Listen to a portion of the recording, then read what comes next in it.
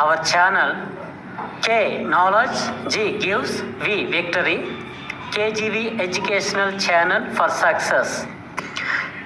ఈ వీడియో మీకు నచ్చినట్లయితే మా ఛానల్ని సబ్స్క్రైబ్ చేయండి, షేర్ చేయండి, లైక్ చేయండి. Hi everyone, hour KGV education ఛానల్కి స్వాగతం. డైలీ కరెంట్ అఫైర్స్లో భాగంగా ఏప్రిల్ 26వ తేదీకి సంబంధించిన కరెంట్ అఫైర్స్ ఇప్పుడు డిస్కస్ చేద్దాం. మొదటి ప్రశ్న, ప్రపంచ మలేరియా దినోత్సవం ఏ రోజు జరుపుకుంటాము?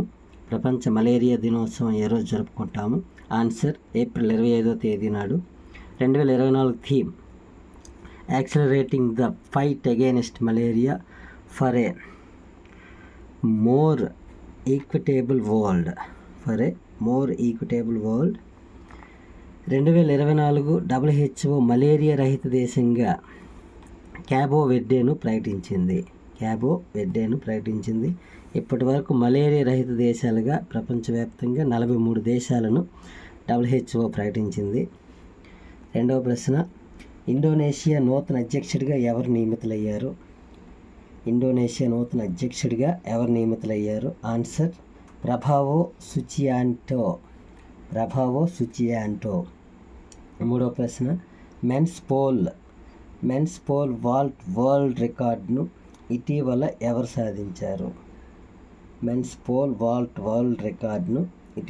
సాధించారు? మోండో డూప్లాయింటీస్, స్వీడన్కి చెందినటువంటి వ్యక్తి. ఈయన ఈ రికార్డుని 8 సార్లు ఇప్పటికీ సాధించారు. నాలుగో ప్రశ్న, ఇటీవల గిరిజన మరియు నిరుపేద యువతకు సాధికారత కల్పించే ప్రయత్నంలో ఏ 2 సంస్థలు ఒప్పందం కుదుర్చుకున్నాయి? ఇటీవల గిరిజన మరియు నిరుపేద యువతకు సాధికారత కల్పించే ప్రయత్నంలో ఏ 2 సంస్థలు ఒప్పందం కుదుర్చుకున్నాయి? Answer national skill development కార్పొరేషన్తో ఎస్కాన్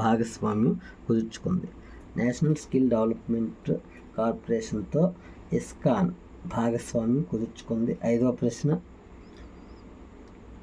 world table tennis మహిళల సింగిల్స్లో 33వ ర్యాంక్ సాధించిన మన దేశ క్రీడాకారిణి ఎవరు? వరల్డ్ టేబుల్ టెన్నిస్ మహిళల సింగిల్స్లో 33వ ర్యాంక్ సాధించిన మన దేశ క్రీడాకారిణి ఎవరు?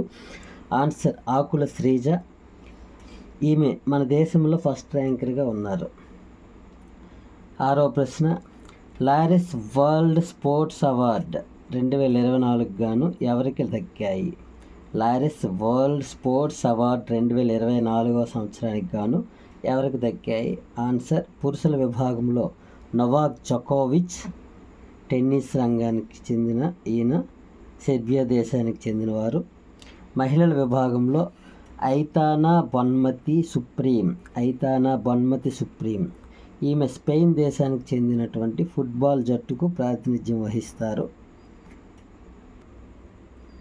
ఏడవ ప్రశ్న, క్రిస్టల్ మేజ్ 2 మిసైల్ను ఇండియన్ ఎయిర్ ఫోర్స్ వారు ఇటీవల విజయవంతంగా ప్రయోగించారు. ఈ మిసైల్ ఏ దేశం వారు తయారు చేశారు? ఆన్సర్ భారతదేశం వారు దీన్ని తయారు చేశారు. వివరణ, క్రిస్టల్ మేజ్ 2 అనేది గగనతలం నుండి ఉపరితలానికి ప్రయోగించేటటువంటి ఒక మిసైల్.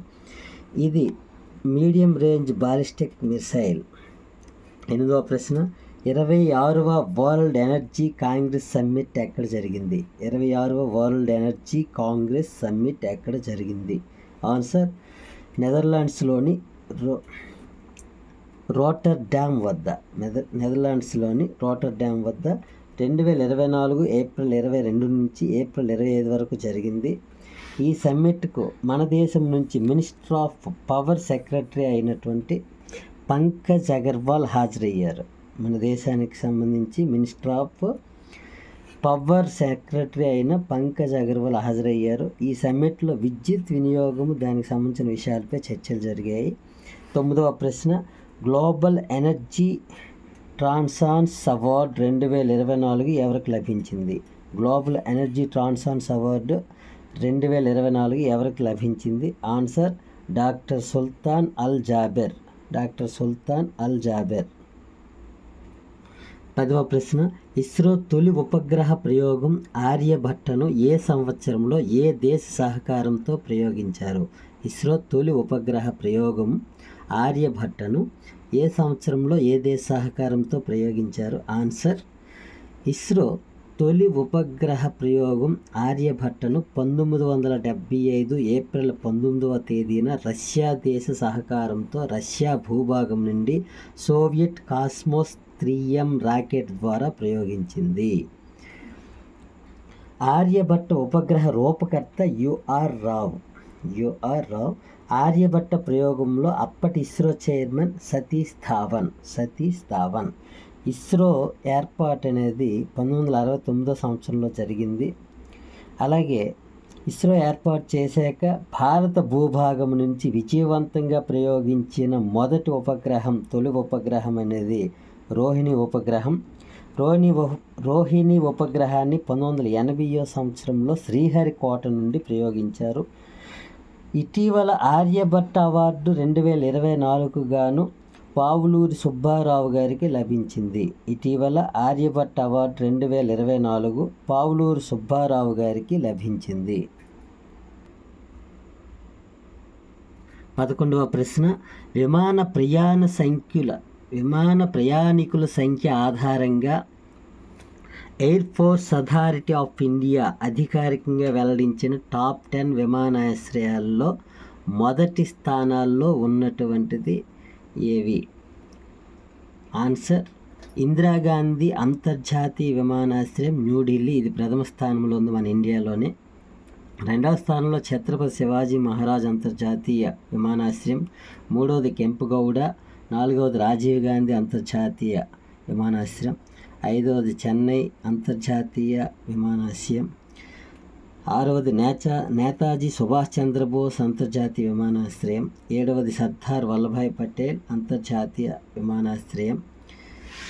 ఇందులో మనం బాగా గుర్తుపెట్టుకోవాల్సింది, ఇండియాలోనే అత్యధిక ప్రయాణికుల రద్దీని కలిగి ఉన్నటువంటి అంతర్జాతీయ విమానాశ్రయం ఏది అన్నప్పుడు ఇందిరాగాంధీ అంతర్జాతీయ విమానాశ్రయం న్యూఢిల్లీలో ఉన్నది అనేది మనకి ఇంపార్టెంట్, దాన్ని బాగా గుర్తుపెట్టుకోవాలి. 12వ ప్రశ్న, ఇటీవల ఏ దేశంలో దౌత్య సంబంధాలు ఏర్పడి 60వ వార్షికోత్సవం సందర్భంగా ఆ దేశంలో భారత్ మొదటిసారిగా హిందీలో రేడియో ప్రసారాలను ప్రారంభించింది? ఇటీవల ఏ దేశంతో మన యొక్క దౌత్య సంబంధాలు ఏర్పడి 60 సంవత్సరాలు పూర్తయిన సందర్భంలో 60వ వార్షికోత్సవం చేసుకుంటున్న సందర్భంగా ఆ దేశంలో భారత్ మొదటిసారిగా హిందీలో రేడియో ప్రసారాలను ప్రారంభించింది? ఇంతగా ఆ దేశం ఏది అంటే ఆన్సర్ కువైట్ దేశంలో. భారత్ కువైట్ల మధ్య దౌత్య సంబంధాలు ఏర్పడి 60 సంవత్సరాలు పూర్తయింది. అందుకు ప్రతిగా మనం 60వ వార్షికోత్సవం జరుపుకుంటున్నప్పుడు కువైట్లో మొదటిసారిగా హిందీలో రేడియో ప్రసారాలను ప్రారంభించారు. ఈ విధంగా దీనికి రిలేటెడ్గా ఉన్న బిట్స్, ప్రపంచ హిందీ భాషా దినోత్సవం జనవరి 10వ తేదీన జరుపుకుంటాం. జాతీయ హిందీ భాషా దినోత్సవం సెప్టెంబర్ 14వ తేదీన జరుపుకుంటాం. ప్రపంచ రేడియో దినోత్సవాన్ని ఫిబ్రవరి 13వ తేదీన జరుపుకుంటాం. 13వ ప్రశ్న, జననాల రేటు 0.72 జననాల రేటు తక్కువగా ఉన్నందువలన ఇటీవల ఏ దేశం పిల్లలకు జన్మనిచ్చిన తల్లిదండ్రులకు దాదాపుగా 61 లక్షల రూపాయల నగదు పురస్కారాన్ని ప్రకటించింది? జననాల రేటు తక్కువగా ఉన్నందువలన ఇటీవల ఏ దేశం పిల్లలకు జన్మనిచ్చిన తల్లిదండ్రులకు దాదాపు 61 లక్షల రూపాయల నగదు పురస్కారాన్ని ప్రకటించింది? ఆన్సర్ దక్షిణ కొరియా. వివరణ, దంపతులకు నెలకు 64,000 రూపాయల చొప్పున 8 సంవత్సరాల పాటు 61 లక్షల రూపాయల నగదు ఇస్తామని దక్షిణ కొరియా ప్రభుత్వం ప్రకటించింది.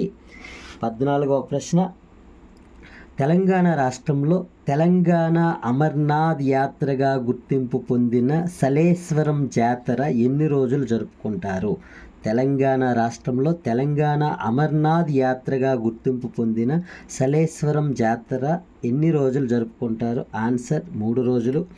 15వ ప్రశ్న, మూడవసారి అంతరిక్షంలోకి ఎవరితో కలిసి సునీత ఎల్ విలియమ్స్ ఎప్పుడు వెళ్ళనుంది? మూడవసారి అంతరిక్షంలోకి ఎవరితో కలిసి సునీత ఎల్ విలియమ్స్ ఎప్పుడు వెళ్ళనుంది? ఆన్సర్ మే 6, 2024వ తేదీన బచ్ విల్మోచ్తో కలిసి సునీత ఎల్ విలియమ్స్ 7 రోజుల పాటు అంతరిక్ష ప్రయాణం చేయనున్నారు. అంతరిక్షంలోకి వెళ్ళిన మొట్టమొదటి మహిళగా గుర్తింపు పొందిన వారు కల్పన చావ్లా గారు అయితే, అంతరిక్షంలోకి వెళ్ళిన 2వ మహిళగా సునీత ఎల్ విలియమ్స్ గారు గుర్తింపు పొందారు. ఓకే గైస్, ఈరోజు సంబంధించినటువంటి కరెంట్ అఫైర్స్ మనం డిస్కస్ చేసుకున్నాం. ఈ వీడియో మీకు నచ్చినట్లయితే లైక్ చేయండి, అందరికీ షేర్ చేయండి. అవర్ ఛానల్ కేజీవి ఎడ్యుకేషన్ ఛానల్ని అందరూ సబ్స్క్రైబ్ చేయండి. Okay, thank you.